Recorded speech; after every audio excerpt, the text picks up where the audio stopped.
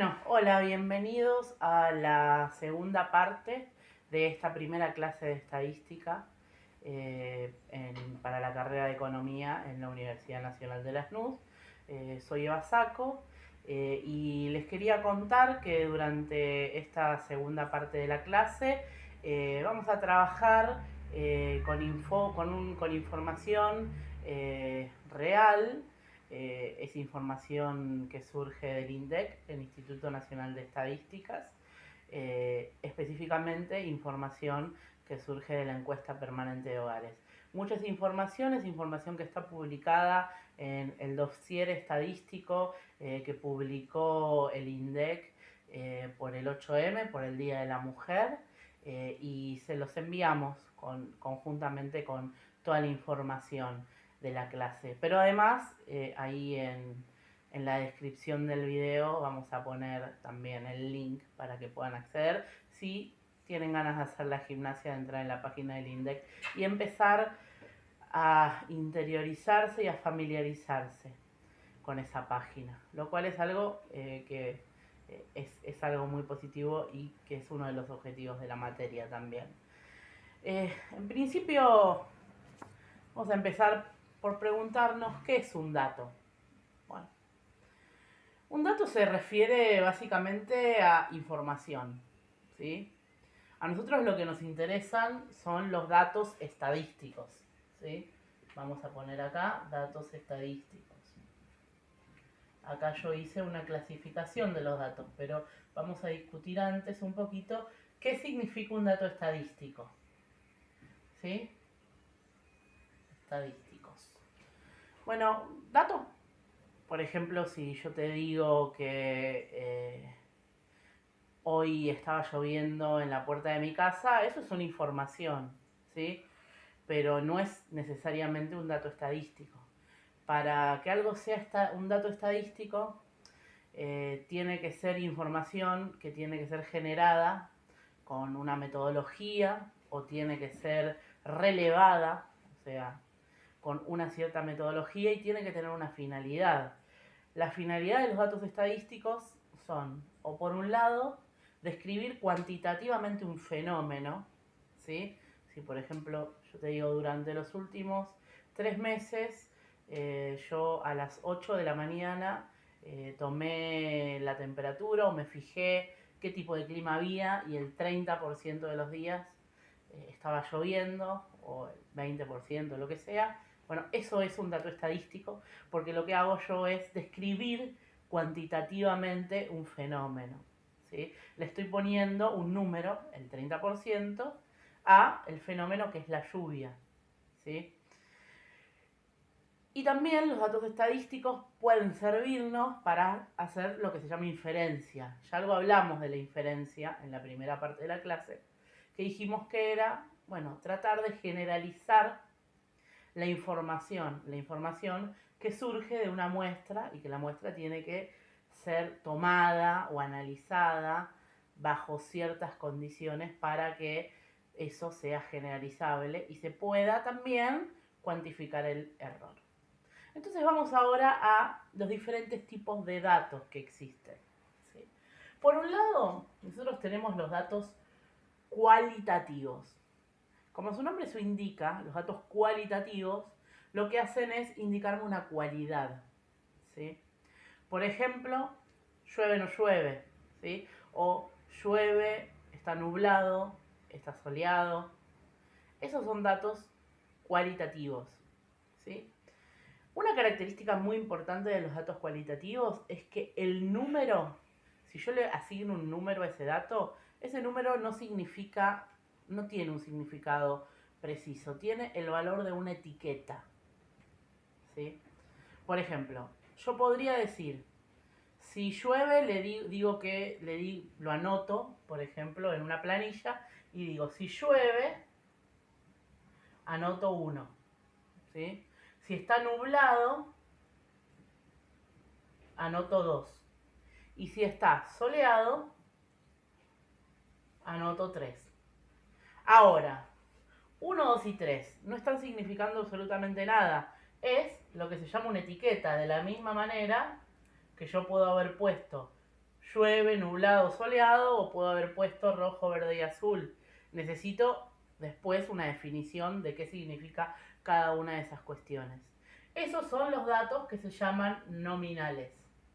Bien, por ejemplo, el clima es un dato nominal. ¿Sí? Hay datos que son especiales dentro de los datos nominales, que son los datos, vamos a poner acá caso especial, de datos nominales, son los datos que se llaman binarios. Por ejemplo, un dato binario es si un transporte llegó a tiempo o no llegó a tiempo. Es sí o no, una cosa o la otra. Eso es un dato binario. También algunos le llaman dicotómicos.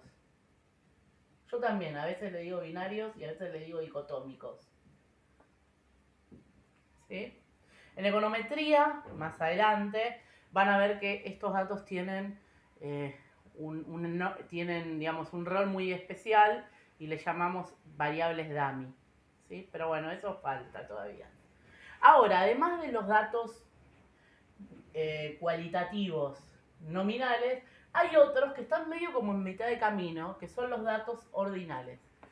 ¿Vieron, por ejemplo, esas encuestas telefónicas donde vos, por ejemplo, te compraste un celular y saliste de la casa de celulares y te preguntaron del 1 al 5, ¿cuánto te gustó la atención? O del 1 al 5, donde 1 es no recomendaría seguro y 5 es seguro que recomendaría.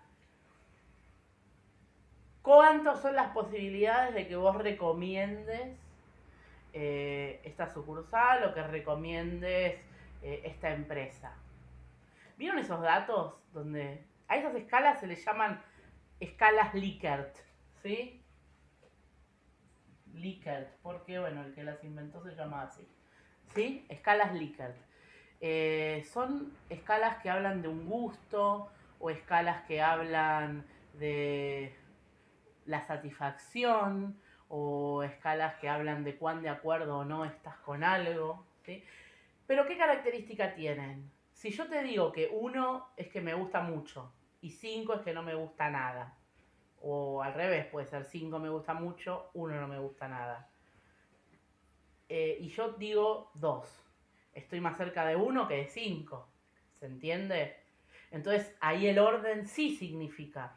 Pero por ejemplo, si yo te digo que estoy satisfecho un 2 y otra persona está satisfecha un 1, ¿significa que el que dijo 2 está el doble de satisfecho que el que dijo 1? No, no tiene sentido eso. No hay una cantidad de satisfacción. Pero sí es una variable que la puedo ordenar. Por eso, las variables ordinales, ¿sí? Son variables también cualitativas, pero en que el número significa un orden. ¿Sí? Vamos a ver ejemplos de estos, por ejemplo. Un ejemplo de variable ordinal podría ser, a ver, grado de satisfacción, como dijimos, ¿no?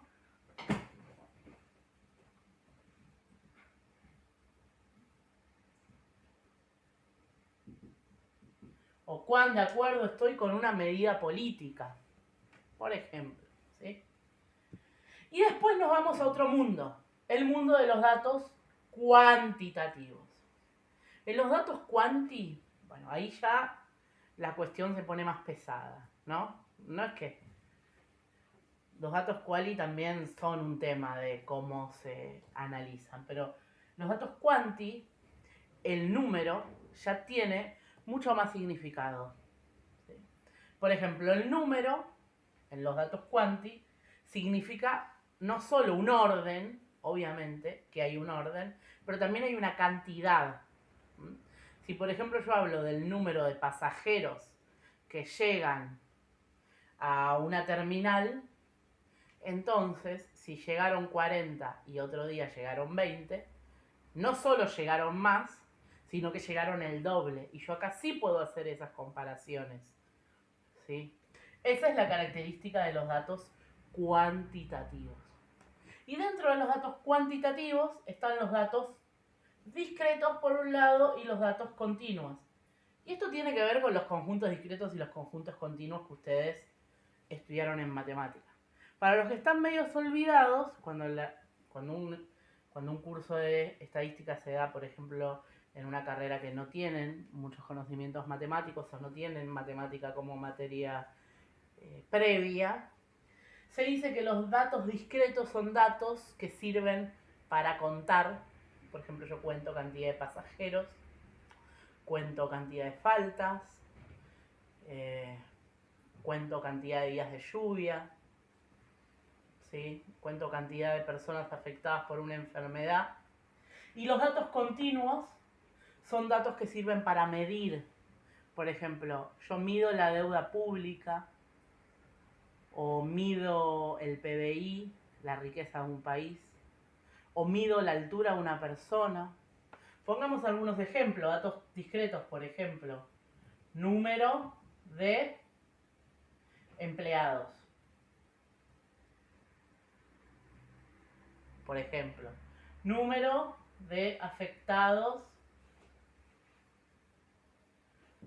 por corte de luz. Y ustedes podrán ahí, del otro lado, estar inventando sus propios ejemplos. Y datos continuos, por su lado, ¿cuáles podría tener? Y por ejemplo, la deuda de Argentina, ese es un dato continuo. Otro dato continuo podría ser, para no poner todos datos económicos, por ejemplo, el peso de un bebé al nacer.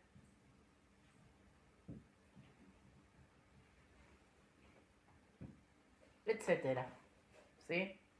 Les voy a pedir ahora que pausen el video y que piensen algún ejemplo distinto de los que yo estuve poniendo. Inventen, ¿sí? Por ejemplo. Inventen ustedes o creen ustedes, ¿sí? Un ejemplo distinto. En 2 minutos vuelvan a empezar el video y vamos a seguir con un nuevo subtema. Bueno, acá continuamos con esta tabla, ¿sí? Que esta tabla lo que me muestra son los datos al segundo trimestre del 2019 que surgen para la encuesta permanente de hogares. La encuesta permanente de hogares es una encuesta que realiza el INDEC continuamente y se publica cada 3 meses. Y se le pregunta una batería de cuestiones a hogares seleccionados, ¿sí? Y a todas las personas que viven en ese hogar. Sobre todo, de la encuesta permanente de hogares surgen datos como la tasa de desempleo, datos como la tasa de actividad, pero hay muchísimas otras cuestiones que se pueden deducir y que se pueden saber sobre la sociedad argentina de la encuesta permanente de hogares. La encuesta permanente de hogares se realiza en lo que son las ciudades más importantes del país, no en todas. Por ejemplo, la ciudad de Bariloche es un típico ejemplo, una de las ciudades más grandes de la Patagonia, que no están cubiertas, ¿sí? Pero son representativas, o sea que esa muestra después se puede extrapolar a las ciudades que tienen 5.000 o más habitantes. En total representa casi el 70% de la población la encuesta permanente de hogares. Acá lo que yo les muestro, ¿sí? Es un dato que yo calculé sobre esa base, especialmente para ustedes. Y en esta base se muestra en millones la población de 16 años o más, que está cubierta por la encuesta permanente de hogares, clasificada según 2 características.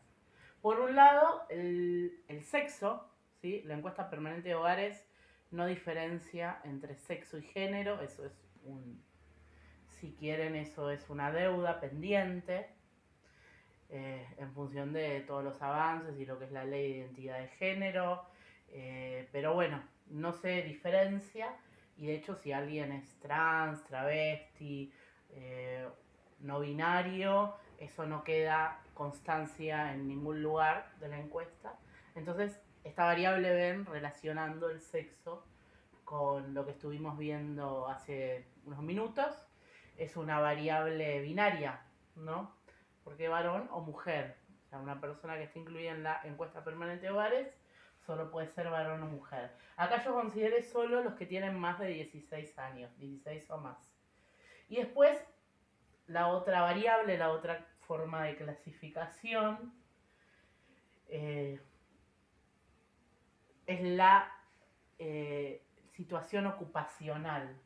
¿Sí? La situación ocupacional puede ser tres. Vos podés estar ocupado, o sea, significa que estás trabajando, o bajo relación de dependencia, o estás trabajando, por ejemplo, como patrón o como contrapropista, o estás desocupado, para que el EPH te considere que estás desocupado, es que actualmente no estás trabajando y estás activamente buscando trabajo. Para considerar que vos activamente estás buscando trabajo es que hace las últimas 2 semanas estuviste haciendo algo. Es autodeclarado, ¿no? Se le pregunta, ¿usted hizo algo en las últimas 2 semanas para conseguir un trabajo? Por ejemplo, mandaste un mail, por ejemplo, enviaste le preguntaste a algún amigo si sabe si están buscando a alguien, fuiste a preguntar en la calle o en algún lugar, en una obra en construcción, si están buscando trabajo, etc. Y después están los inactivos. Los inactivos son los que no están ocupados ni desocupados. No están buscando trabajo y se supone que no quieren trabajar. Por ejemplo, una ama de casa, ¿sí? Que no tiene otro trabajo. Por ejemplo, una estudiante o un jubilado.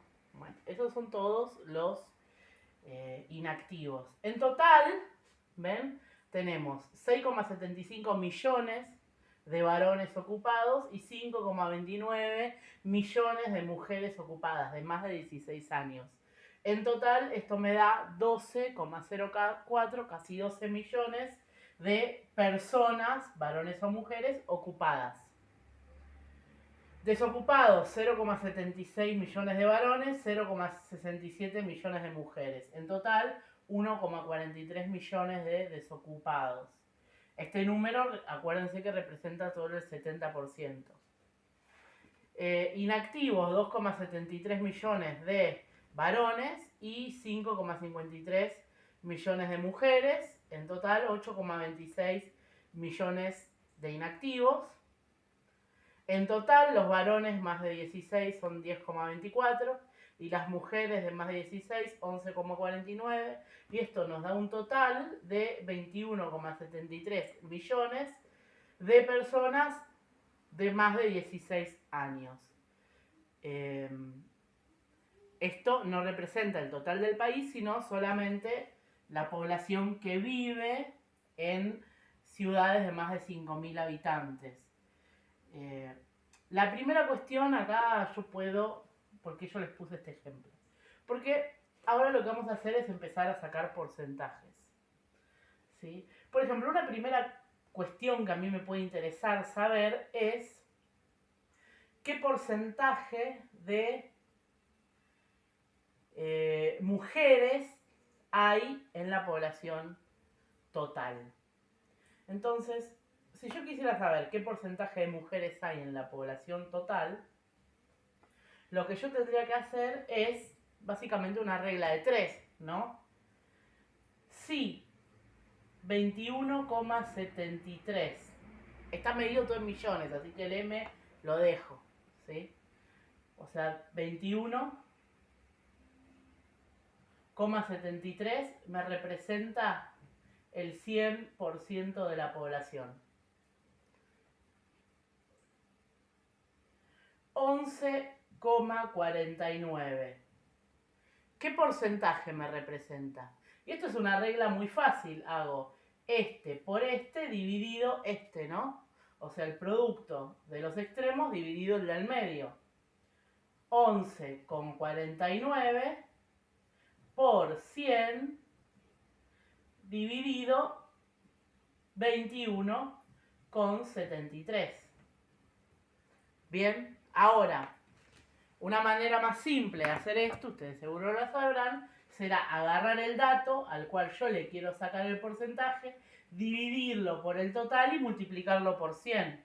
O sea, podría ser directamente 11,49 dividido 21,73 y ese resultado multiplicarlo por 100.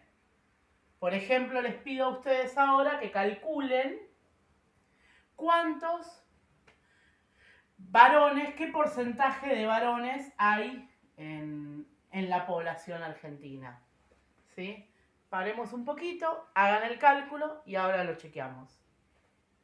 Bueno, a partir de los datos de la tabla que les estaba mostrando, vamos a calcular el porcentaje de mujeres que hay en la población de 16 años o más cubierta por la encuesta permanente de hogares. Entonces, ¿cómo hacía? Dividía el total de mujeres por el total de la población, 11,49 millones, acuérdense que está todo en millones, dividido 21,73 millones por 100, y esto me da un total de 52,9%. Si lo mismo lo hago para los varones, esto me da un total de 47,1%. Fíjense algo. ¿Cómo me da la suma? 100%. Porque como justamente las dos categorías, hombre o mujer, me explican el 100% de la población del total, bueno, la suma de los porcentajes me da 100%. O sea, sin haber hecho este cálculo, yo por diferencia podría haber calculado este 47,1, porque es lo que le falta, 52,9 para llegar a 100. Y vamos a otros porcentajes que se usan mucho en economía. La tasa de actividad y la tasa de desempleo. Por ahí, en la materia introductoria de economía que han tenido, hayan visto qué es la tasa de actividad. La tasa de actividad se define como ¿qué? Como el total de la población ocupada en relación al total de la población. ¿Se acuerdan? Esta fórmula era PEA sobre población total. Esto es la tasa de actividad. Tasa de actividad. ¿Qué es la PEA? Es la suma de los ocupados más los desocupados. O sea, la gente que está en el mercado laboral o quiere estar en el mercado laboral. En este caso es 12,04 más 1,43. Eso es el total de activos. Y la población total, 21,63. 73 me da 72% la tasa de actividad. Y otra tasa muy importante, ¿sí?, que una tasa es una relación entre dos cantidades, es la tasa de desempleo. La tasa de desempleo lo que mide es cuán grande es la población desocupada respecto de la PEA, la población económicamente activa, esa que es la suma de los ocupados más los desocupados. Entonces, la tasa de desempleo se mide como desocupados, desocup, sobre PEA, población económicamente activa. 1,43 es la tasa de desocupados y la población económicamente activa, 12,04 más 1,43. Por 100, esto es igual a 10,6%. Ahora vamos a pasar acá a hacer otros cálculos, ¿sí? También muy interesantes. Yo les había dicho que aproximadamente la encuesta permanente de hogares cubre el 70% de la población. Entonces, si yo quisiera esos datos que representan solo el 70% de la población, extrapolarlos, o sea, llevarlos al total, ¿sí? Veamos que si yo tengo, por ejemplo, 1,43 millones de desocupados, ¿sí?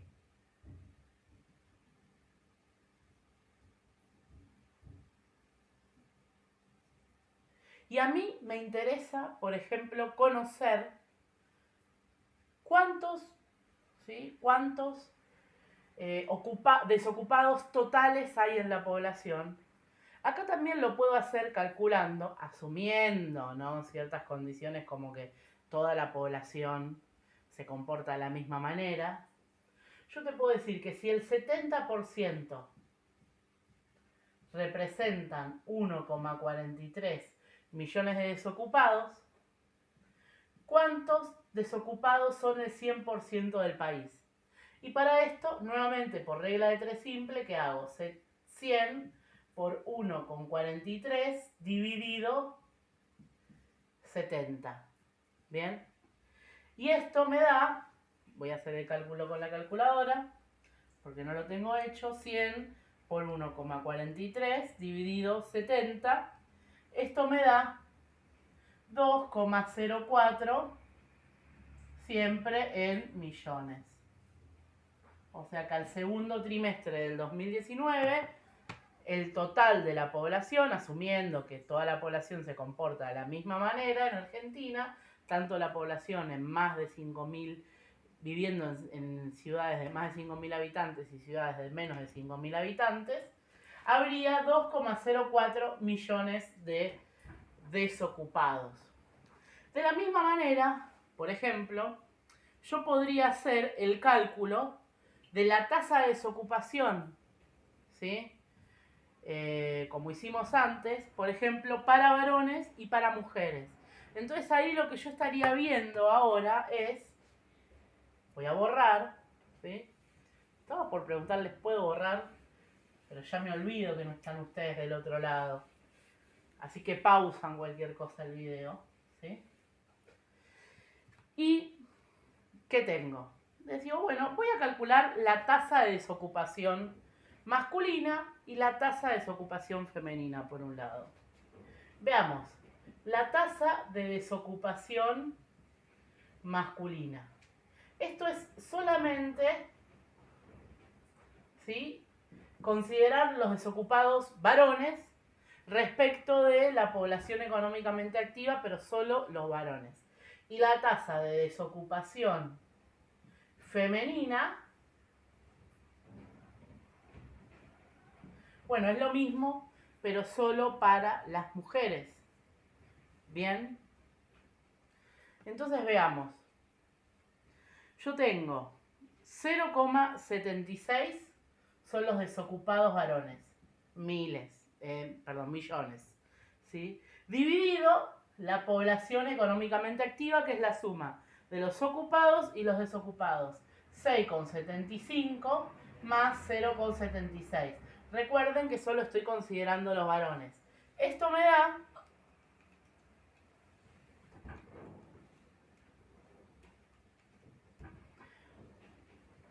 si lo multiplico por 100, 10,1. ¿Bien? Y si yo hago ese cálculo para las mujeres, yo tengo 0,67 dividido, bueno, 5,29, que eran las ocupadas mujeres, siempre en millones, más 0,67, que son las desocupadas mujeres, siempre en millones, ¿sí? Entonces acá tengo 0,67 dividido 5,29 más 0,67. Y esto me da 11,2. Lo tengo que multiplicar por 100 y me da 11,2. De acá podemos sacar algunas conclusiones muy interesantes. En primer lugar, veamos que la tasa de desocupación de los varones es más chica que la tasa de desocupación de las mujeres. ¿Sí? Si yo quisiera saber cuánto más grande es la tasa de los varones que la tasa de las mujeres, esto recordemos es un porcentaje, o en general cuánto mayor es un porcentaje respecto del otro, lo que tengo que hacer, porque acá hay siempre confusiones, es restar los porcentajes. O sea, yo tendría que hacer 11,2 menos 10,1 y esto en diferencias me da 1,1. ¿Y en qué unidad se mide? La diferencia de dos porcentajes se mide en PP, puntos porcentuales. O sea, hay 1,1 punto porcentual mujeres más desocupadas que varones desocupados. Pero ahora veamos qué es lo que pasa si yo miro los totales. Si yo miro los totales, hay más desocupados varones que desocupadas mujeres. ¿Y cuál será la razón? Porque después acá los porcentajes me dan al revés. Y eso tiene que ver con dos cosas, ¿sí? Que la cantidad de activos varones respecto de la cantidad de activas mujeres, veamos, la cantidad de activos varones es 6,75 más 0,76, me da 7,51 millones de activos varones y 5,29 más 0,67 me da 5,96 activas mujeres. Fíjense que hay muchos más varones que están en el mercado de trabajo que mujeres que están en el mercado de trabajo. Entonces, en proporción, este 0,67 respecto de este 0,76 es un número que es, bueno, en realidad mayor en relación al total. Por eso es tan importante trabajar con porcentajes y no con valores absolutos, ¿sí? ¿Qué es lo que pasa acá? Bueno, esto tiene que ver con la forma diferente entre que los varones y las mujeres se insertan en el mercado de trabajo. Todavía nosotros vivimos en una sociedad donde, si bien las cosas han cambiado mucho, todavía las mujeres, ¿sí?, son las que cargan con mayor cantidad de peso del cuidado de los chicos, de los adultos mayores, lo que se llaman las tareas del cuidado. Es común que haya mujeres que no trabajan de manera remunerada, sino que trabajan en el interior de los hogares, bueno, siendo más de casa, cuidando a los chicos, a las chicas, cuidando a los adultos mayores, a los discapacitados. Eso es lo que se llama la división sexual del trabajo. Por eso, a pesar de que las mujeres somos un poco más que los varones, hay menos mujeres activas que varones activos. Ahora lo que vamos a ver un poco es, bueno, ciertas variables, pero no estáticamente.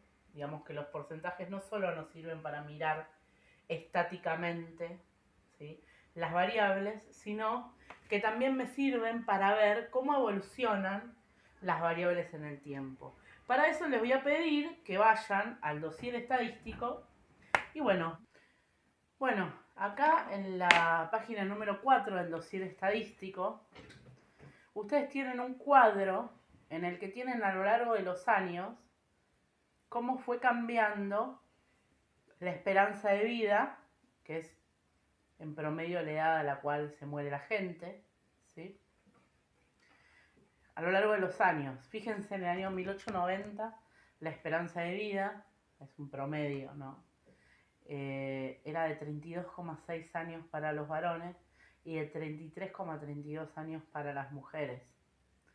Ya para el año 1940 era de 56,90 para los varones y de 61,4 para las mujeres. No sé si lo vieran, era mi gato, pero bueno, es la cuarentena.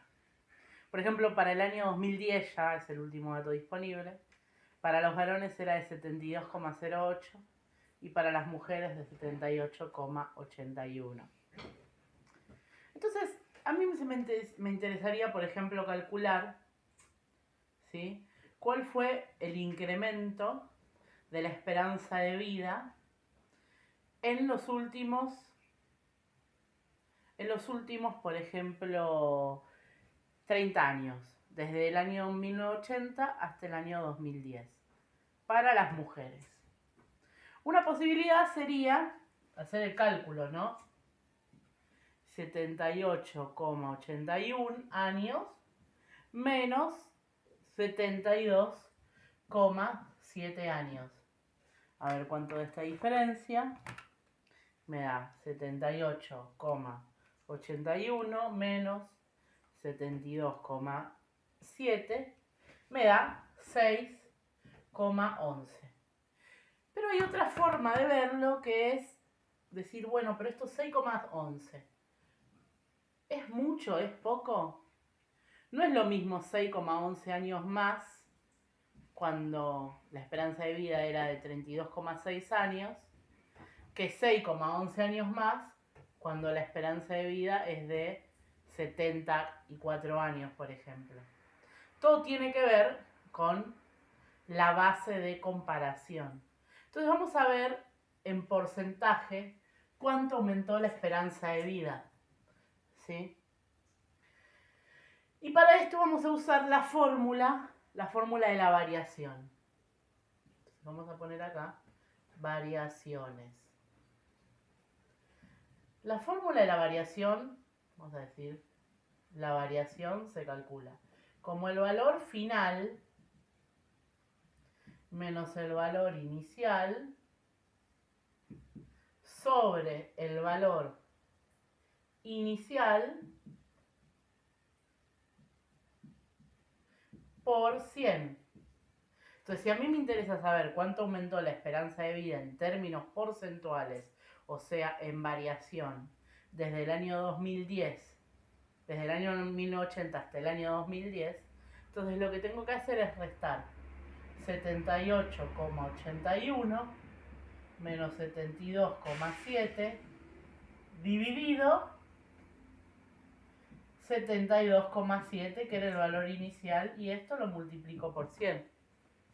Entonces, si yo hago 78,81 menos 72,7 dividido 72,7 por 100, aumentó 8,4% la esperanza de vida entre 1980 y 2010. O sea, ¿cómo se podría interpretar?